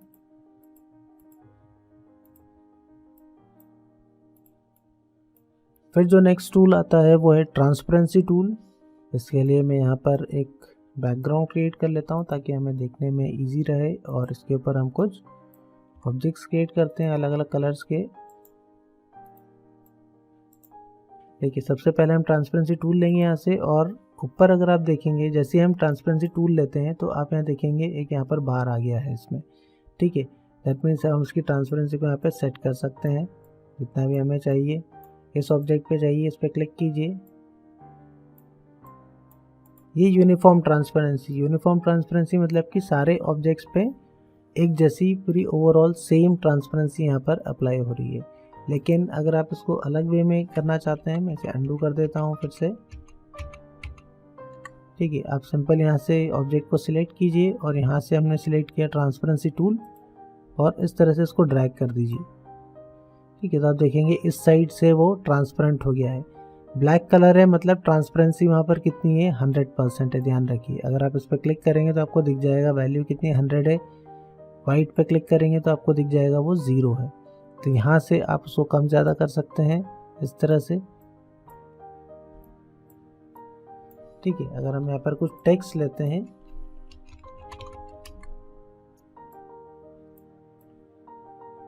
देखिए जूम करने का जो मैंने बताया था आप लोगों को कि जूम करने से फ़ायदा होता है कि हमको स्पेस काफ़ी दिखाई देता है उसमें। सो मैं इसके ऊपर ट्रांसपेरेंसी यूज़ करके देखते हैं हम। यहाँ से मैंने सिलेक्ट किया, देखिए आप इसके ऊपर इस तरह से ट्रांसपेरेंसी इफेक्ट दे सकते हैं। फिर जो नेक्स्ट टूल की कैटेगरी आती है वो है आई ड्रॉपर टूल्स की कैटेगरी, जिसमें सबसे फर्स्ट टूल है कलर आई ड्रॉपर टूल। हम इसको सिलेक्ट करेंगे। मान लीजिए आपको ब्लू कलर है वो जो सभी में फिल करना है, तो आप यहाँ से कलर आई ड्रॉपर टूल लेंगे, इसको सिलेक्ट करेंगे यहाँ से, तो आप एक बकेट आ जाएगी और दूसरे ऑब्जेक्ट के ऊपर आप जाइए। देखिए सेंटर पे अगर मैं करता हूँ तो यहाँ पर फिल कलर मतलब अंदर फिल होगा। अगर मैं बॉर्डर पे लेके आता हूँ तो आप देखेंगे आइकन चेंज हो रहा है, दैट मीन्स अभी कलर अब कहाँ पर फिल होगा। अगर मैं क्लिक करता हूँ तो वो आउटलाइन में फिल हो जाएगा। उसी तरह से अगर मैं यहाँ सेंटर में क्लिक करूँगा तो कहाँ फिल होगा, वो फिल में हो जाएगा। इस तरह से आप आउटलाइन और इसमें चेंज कर सकते हैं। फिर जो नेक्स्ट टूल आता है वो है एट्रीब्यूट आई ड्रॉपर टूल। मैं इसको सिलेक्ट करूँगा। यहाँ से मैंने ये कलर और जो आउटलाइन कलर है और विड्थ है वो सब कुछ मुझे अगर इसको कॉपी करके इन ऑब्जेक्ट्स के ऊपर अप्लाई करना है तो मैं ऐसे क्लिक करूँगा और सिंपल इन ऑब्जेक्ट्स के ऊपर क्लिक कर दूंगा, तो जो इसकी आउटलाइन की विड्थ वगैरह है जो है सब कुछ इसमें कॉपी हो जाएगा आपका। सेम हम इसको टेक्स्ट के ऊपर भी यूज़ करके देखते हैं। मैंने यहाँ पे एक टाइप करा कुछ टेक्स्ट और इसी की मैं कॉपी कर लेता हूँ। यहाँ पर मैं इसके चेंज कर देता हूँ, इसको कलर चेंज कर देते हैं। अब अगर मैं यहाँ से इसको यूज़ करता हूँ एट्रीब्यूट आई ड्रॉपर को, इस पर मैंने क्लिक किया और इस टेक्स्ट के ऊपर अगर मैं क्लिक करता हूँ तो आप देखेंगे कि इसका फॉन्ट साइज़ भी सेम हो गया है और जो फॉन्ट फेस था वो भी सेम हो गया, साथ में कलर भी फिल हो गया है। तो सारे एट्रीब्यूट्स को कॉपी करना है आपको, कलर, फिल, आउटलाइन की स्टाइल, विड्थ वगैरह जो भी कॉपी करना है तो फिर आप इसको यूज़ करेंगे। सो फिर जो नेक्स्ट कैटेगरी आती है वो कलर टूल्स की कैटेगरी आती है, जिसमें सबसे फर्स्ट है इंटरैक्टिव फिल टूल। अभी हमने जैसे देखा था अगर हमें कलर फिल करना है तो हम सिंपल सिलेक्ट करके यहाँ से कलर फिल कर सकते हैं। तो ये सॉलिड कलर आता है, एक सिंगल कलर आ रहा है। अब हमको शेड्स में कलर देना है, 2-3 कलर्स के शेड्स में कलर देना है या ग्रेडियंट फिल देना है, तो फिर हम किसका यूज़ करेंगे, यहाँ पे इंटरैक्टिव फिल टूल का हम यूज़ करेंगे। इस पर आप क्लिक कीजिए और सिंपल इसके ऊपर इस तरह से ड्रैग कीजिए, तो आप देखेंगे यहाँ पर 2 कलर्स आ चुके हैं। जब आप एक वाइट है और दूसरा रेड है, आप वाइट के ऊपर क्लिक कीजिए और यहाँ पे आपको कलर का ऑप्शन दिख रहा है, इस पे जाइए आप और यहाँ से आप कलर चेंज कर दीजिए। नीचे बार से आप कलर चेंज कर सकते हैं इस तरह से। इसको आप मूव कर सकते हैं एंगल पे, यहाँ से आप कलर्स की एडजस्ट कर सकते हैं। और ये वाली जो लाइन दिख रही है आपको और कलर्स अगर ऐड करना है तो सिंपल इसके ऊपर डबल क्लिक कीजिए, तो आप और कलर्स इसके अंदर ऐड कर सकते हैं। सिंपली यहाँ जाके फिर कलर्स को चेंज कर दीजिए इस तरह से आप इसका यूज़ कर सकते हैं। इसको प्रॉपरली इस तरह से एडजस्ट कर सकते हैं। अब आपको यहाँ पर 4 तरह के कलर्स दिखाई दे रहे हैं, मतलब फिल टाइप है। ये अभी जो हमने फिल किया है ये कैसा है, लीनियर फिल है ये, मतलब सिंगल लाइन में सारे कलर्स एक ही लाइन में आ रहे हैं, तो उसको लीनियर बोलते हैं हम। फिर जो नेक्स्ट है वो है एलिप्टिकल। एलिप्टिकल में इस टाइप से आएगा राउंड, आप इनको एडजस्ट कर सकते हैं। फिर नेक्स्ट जो है वो है कोनिकल फिल। कोनिकल में कुछ इस तरह का इफेक्ट आएगा। And the last one is rectangular fountain fill, उसमें आप कुछ इस तरह के कलर्स फिल कर सकते हैं।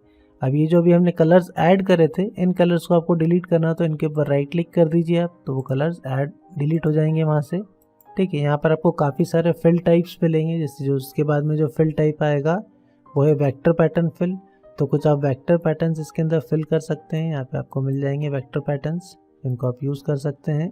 ठीक है, पैटर्न्स को आप यहाँ से इस तरह से एडजस्ट कर सकते हैं इसकी क्वांटिटी को, और कुछ और चेंज करके हम देखते हैं, राइट। और फिर जो नेक्स्ट इसमें आता है वो है bitmap pattern fill. Bitmap pattern fill में भी आपको यहाँ पर काफ़ी सारे प्रीसेट्स मिलेंगे, इनको आप यूज़ कर सकते हैं। Then next one is 2 colour pattern fill. 2 colours के पैटर्न्स अगर आपको चाहिए तो कलर्स आप यहाँ से डिसाइड कर सकते हैं, जो भी आपको कलर चाहिए। इस तरह से आप 2 कलर पैटर्न फिल कर सकते हैं इसके अंदर। यहाँ पे आप कलर चेंज कर सकते हैं, जैसा भी कलर आपको चाहिए वो कलर्स आप यहाँ से डिसाइड कर सकते हैं। और यहाँ से आप इसकी स्केलिंग कर सकते हैं। ठीक है, पैटर्न्स वगैरह क्रिएट करने के लिए काफ़ी अच्छा टूल है ये। और उसके बाद में आता है इसमें टेक्सचर फिल। यहाँ पर आपको कुछ टेक्सचर्स मिलेंगे, उन टेक्सचर्स को आप फिल कर सकते हैं, स्केलिंग कर सकते हैं इस तरह से। और जो सबसे लास्ट वाला आपको मिलेगा वो है पोस्टस्क्रिप्ट फिल। उसमें कुछ इस तरह के डिज़ाइन आप फिल कर सकते हैं, काफ़ी सारे आपको मिलेंगे, ब्रेक्स, सर्कल्स, क्रैकर्स, राइट। तो बैकग्राउंड्स क्रिएट करने के लिए काफ़ी अच्छा टूल है ये, राइट। सो आई होप आप लोगों को इंटरैक्टिव फिल टूल अच्छे से क्लियर हो गया होगा। फिर जो नेक्स्ट टूल आता है वो smart fill tool. Smart fill tool के लिए भी हम एक यहाँ पर ऑब्जेक्ट ले लेते हैं। देखिए अभी कलर यहाँ पर पैटर्न वही वाला आ रहा है जो हमने लास्ट इंटरैक्टिव फिल टूल से हमने सेलेक्ट किया था। तो इसको हटाने के लिए आप क्या करेंगे, फिर से इंटरैक्टिव फिल टूल पे जाइए आप, और ऊपर आपको फिल में दिख रहा होगा, अभी ये सिलेक्ट है एक्चुअली पोस्टस्क्रिप्ट फिल। तो आप कहाँ पर आएंगे, सीधा आप या तो नो फिल पे आ जाइए, तो उसमें सारा कलर आप हटा सकते हैं जो भी फिल हुआ था। और अब हम यूज़ करेंगे स्मार्ट फिल टूल को। अब स्मार्ट फिल टूल को यूज़ करने के लिए आपको यहाँ पर मैं एक इस तरह से कर्व क्रिएट करता हूँ, और अब हम यूज़ करेंगे स्मार्ट फिल टूल को। देखिए स्मार्ट फिल टूल को जब मैंने सेलेक्ट किया तो ऊपर प्रॉपर्टी बार में आप कलर देख सकते हैं, यहाँ से कलर चेंज कर सकते हैं, जो भी कलर आपको चाहिए वो कलर आप ले सकते हैं, और सिंपल क्लिक कीजिए। तो ये जो हमने बीच में एक लाइन बनाई थी इस तरह से, तो वो एक डिवीजन के फॉर्म में यहाँ पर बन गया कि ये एक पार्ट हो गया और ये दूसरा पार्ट है। तो दोनों पार्ट्स में आप अलग अलग कलर फिल कर सकते हैं। यहाँ से मैं दूसरा कलर ले लेता हूँ इस तरह से। सेम अगर आप कुछ टेक्स्ट के ऊपर यहाँ पर फिल करना चाहते हैं तो हम सबसे पहले यहाँ पे टेक्स्ट ले लेते हैं, थोड़ा सा बोल्ड फॉन्ट लेंगे, और यहाँ पर भी हम इसी से या फिर लाइन से, जैसा भी आप चाहें वैसा कर सकते हैं। हम एक लाइन से कर लेते हैं, पेन टूल से भी हम इस तरह से लाइन क्रिएट कर सकते हैं, 2-3 लाइंस हम बना लेते हैं, राइट। और अब हम लेंगे यहाँ पर स्मार्ट फिल टूल, और सिंपल हम यहाँ पे क्लिक करेंगे। तो आप देखेंगे कि यहाँ पे लाइन के ऊपर वाला ये अलग पार्ट हो गया है, इस सेंटर में अलग पार्ट रहेगा, तो हम इसमें अलग कलर फिल कर सकते हैं इस तरह से। तो कुछ अच्छा इंटरेक्टिव टेक्स्ट वगैरह आप इसमें क्रिएट कर सकते हैं। और सबसे लास्ट में हम एक और दूसरा कलर फिल कर लेते हैं, राइट। सो इस तरह से आप इनको यूज़ कर सकते हैं। आप इन लाइंस को डिलीट भी कर सकते हैं। अब इसमें आप देखेंगे कि जो भी हमने कलर फिल किया है वो एक अलग ही यहाँ पर ऑब्जेक्ट क्रिएट हो जाता है इस तरह से, राइट। तो आप चाहें तो फिर टेक्स्ट को आप यहाँ पे डिलीट कर सकते हैं जो भी आपने टेक्स्ट बनाया है, और सिंपल इसको सभी को सिलेक्ट करके यहाँ से आउटलाइन को आप नन कर दीजिए, राइट। सो इस तरह से आप स्मार्ट फिल टूल का यूज़ कर सकते हैं ऑब्जेक्ट्स के ऊपर, टेक्स्ट के ऊपर।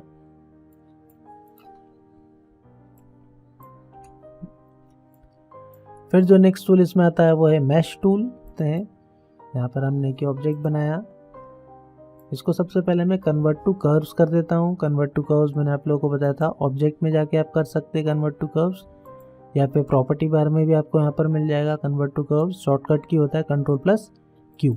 यहाँ से आपने सिलेक्ट किया इसे, और इसको हम लेंगे शेप टूल, और अब थोड़ा सा हम एक शेप क्रिएट करने की कोशिश करते हैं कुछ इस टाइप का,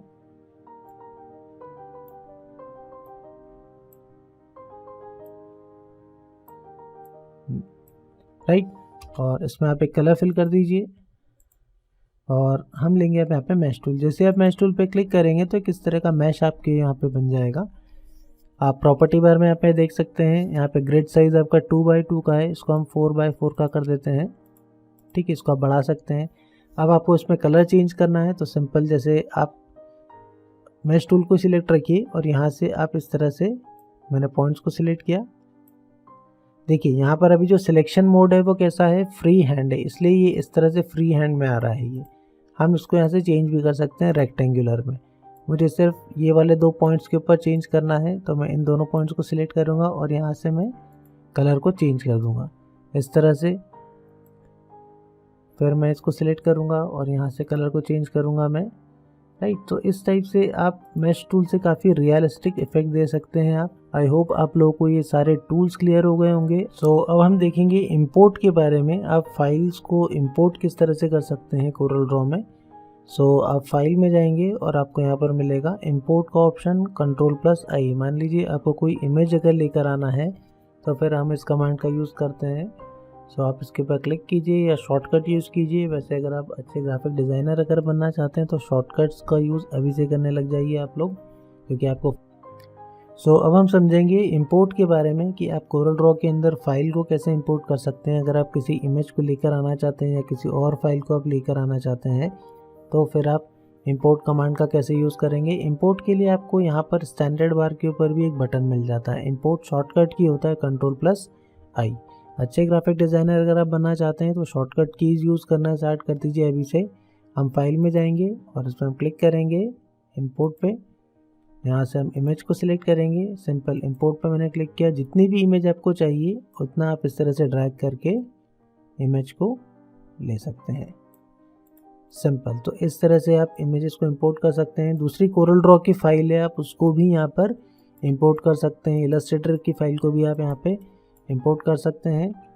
फिर जो नेक्स्ट इंपॉर्टेंट कमांड है वो है power clip. Power clip means कि अगर आप किसी इमेज को किसी ऑब्जेक्ट के अंदर प्लेस करना चाहते हैं या किसी एक ऑब्जेक्ट को दूसरे ऑब्जेक्ट के अंदर प्लेस करना चाहते हैं तो फिर हम पावर क्लिप कमांड का यूज़ करते हैं। यहाँ पर मैं आप लोगों को एक एग्जांपल बताता हूँ। जैसे कि हमारे सामने यहाँ पर ये एक इमेज है। इस इमेज की मैं सबसे पहले कॉपी बना लेता हूँ। सेम जैसे हम ऑब्जेक्ट की कॉपी बनाते हैं वैसे हम इमेज की भी कॉपी बना के रख सकते हैं। यहाँ मैं इसे सिलेक्ट करूँगा और इस इमेज को मैं इस ऑब्जेक्ट के अंदर प्लेस करना चाहता हूँ तो मैं इस ऑब्जेक्ट को यहाँ पे सिलेक्ट करूँगा। हो जाएंगे हम ऑब्जेक्ट में, power clip, then place inside frame. जैसे ही आप उस पर क्लिक करेंगे तो आपके सामने एक एरो आ जाएगा। उस एरो से आप इस फ्रेम के ऊपर क्लिक कर दीजिए तो आप देखेंगे कि वो इमेज उसके अंदर। सेम हम अगर टेक्स्ट के अंदर भी इसको पावर क्लिप करना चाहते हैं तो हम उसे भी पावर क्लिप कर सकते हैं। मैंने यहाँ पर टेक्स्ट ले लिया। अब इस इमेज को हम लेंगे और हम जाएंगे ऑब्जेक्ट में, पावर क्लिप और प्लेस इनसाइड फ्रेम। फ्रेम मतलब जहाँ पर भी आपको उसको पावर क्लिप करना है आप इस पर क्लिक कीजिए, ये एरो आ जाएगा। इस एरो से मैं कहाँ पर क्लिक करूँगा, टेक्स्ट के ऊपर। अभी हमें वो इमेज दिखाई नहीं दे रही है तो हम इसको सिलेक्ट करेंगे और आप यहाँ देखेंगे कि यहाँ पर ये बार दिखाई दे रहा है। नए वर्जन्स में आपको ये इस तरह से बार दिखाई देता है। आप यहाँ पे एडिट पे क्लिक कीजिए। आप देखेंगे इमेज आपका उसके अंदर ही है। आप इसको मूव कीजिए यहाँ से और इसको यहाँ पे लाके प्लेस कर दीजिए इस तरह से, और उसके बाद में वापस फिनिश पे क्लिक कर दीजिए। तो आप देखेंगे कि इमेज को हमने पावर क्लिप कर दिया है उस टेक्स्ट के अंदर। इस तरह से हम पावर क्लिप कमांड का यूज़ कर सकते हैं। ऑब्जेक्ट और टेक्स्ट दोनों के अंदर हम उसको यूज़ कर सकते हैं। अब हम देखेंगे अलाइन एंड डिस्ट्रीब्यूट के बारे में। हम ऑब्जेक्ट्स को अलाइन और डिस्ट्रीब्यूट किस तरह से कर सकते हैं। मेरे पास में यहाँ पर कुछ ऑब्जेक्ट्स हैं। अगर मैं इन ऑब्जेक्ट को सिलेक्ट करता हूँ इस तरह से और अगर मैं इनको अलाइन करना चाहता हूँ प्रॉपर वे में, मैं आपको यहाँ पे सब शॉर्टकट से ही करके दिखाऊंगा। मैंने इनको सिलेक्ट किया है यहाँ पर ऑब्जेक्ट्स को। अब अगर मान के चलिए आप इनको टॉप से अलाइन करना चाहते हैं इस तरह से सभी का एक ही जगह पर, अगर आप इनको टॉप से अलाइन करना चाहते हैं तो आप इनको सिलेक्ट कीजिए और सिंपल सिर्फ टी प्रेस कीजिए आप, तो आप देखेंगे कि सारे ऑब्जेक्ट्स यहाँ से ऊपर से अलाइन हो चुके हैं। सेम अगर आप इनको बॉटम से करना चाहते हैं तो बी प्रेस कीजिए तो आप देखेंगे कि बॉटम से ये सब अलाइन हो चुके हैं इस तरह से, राइट। और अगर आप इनको सेंटर से करना चाहते हैं तो आप ई प्रेस करेंगे तो आप देखेंगे कि सभी के सेंटर्स ये एक ही लाइन में यहाँ पर आ चुके हैं, ठीक है। सेम अगर हम यहाँ पर देखें, अब यहाँ पर अगर हमें अलाइनमेंट करना है तो हम अगर लेफ़्ट से अलाइन करना चाहते हैं तो हम किसको प्रेस करेंगे, एल को प्रेस करेंगे। राइट से करना चाहते हैं तो हम आर को प्रेस करेंगे।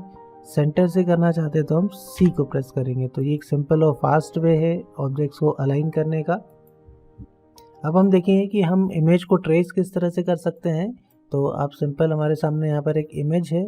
जैसे आप इमेज को यहाँ पर सिलेक्ट करेंगे तो आपको यहाँ पर एक ट्रेस बिटमैप का ऑप्शन आता है। जब आप इमेज को सिलेक्ट करेंगे तभी आपको ये दिखाई देगा, राइट। इसको आप यहाँ पर जाइए और यहाँ पर आप क्या यूज़ करेंगे, क्विक ट्रेस को। इसको आप क्लिक कर दीजिए, थोड़ी देर रुकिए, वहाँ पर ऑटोमेटिकली वो ट्रेस हो जाएगा। अब आप देखेंगे इसको आप साइड में मूव कीजिए, ठीक है। तो ये नीचे क्या है, ये आपकी इमेज है, ध्यान से देखिए आप। अगर आप नीचे स्टेटस बार में देखेंगे तो आपको दिखाई दे जाएगा ये इमेज है आपकी। तो अब हमें इमेज की ज़रूरत नहीं है, हम इसको डिलीट कर देते हैं। और ये जो हमारा वेक्टर में कन्वर्ट हुआ है इसको हम लेके आएंगे।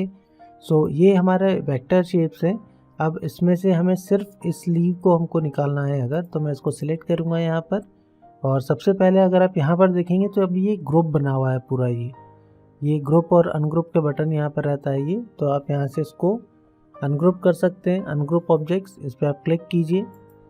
ठीक है। अब आपको जो जो अनग्रुप करना है, देखिए यहाँ पर आपको क्लियर दिखाई नहीं देगा क्योंकि इसमें एक बैकग्राउंड भी है अभी। तो अगर आप यहाँ पर व्यू में जाएंगे तो आपको यहाँ पर एक ऑप्शन मिलेगा वायर फ्रेम। अभी कौन सा वाला सिलेक्टेड है? एनहेंस। जो अभी हम देख रहे हैं ये एनहेंस्ड व्यू है। तो हम वायर फ्रेम के ऊपर जाएंगे और आप यहाँ देख सकते हैं कि ये वाला जो दिख रहा है ये बैकग्राउंड है हमारा। तो हम इसको सिलेक्ट करेंगे तो वायर फ्रेम का यूज़ आप यहाँ पर कर सकते हैं। इसको आप सिलेक्ट कीजिए और इसको डिलीट कर दीजिए। साथ में इनकी भी मुझे ज़रूरत नहीं है, तो इन सबको सिलेक्ट करके हम डिलीट कर देंगे। फिर से व्यू में जाएंगे। फुल व्यू में हमारा कौन सा होता है? Enhanced view. और ये आपके सामने आपका वेक्टर शेप है। अब आप अपने अकॉर्डिंगली इसके अंदर चेंज कर सकते हैं क्योंकि हमने इसको वेक्टर में कन्वर्ट कर दिया है। कॉपी कर सकते हैं इसको, राइट। तो इस तरह से हम इमेजेस को ट्रेस कर सकते हैं। सो फ्रेंड्स, आई होप आप लोगों को सारे टूल्स अच्छे से क्लियर हो गए होंगे और जो कमांड्स अभी हमने देखी वो सभी क्लियर हो गई होगी। और डिस्क्रिप्शन में जो भी लिंक्स है उन सभी वीडियोस को भी आप देखिए ताकि आप डिटेल में सारे टूल्स के बारे में सीख सकें। सो अब हम मिलेंगे नेक्स्ट वीडियो में with some other tools and options. Till then bye bye.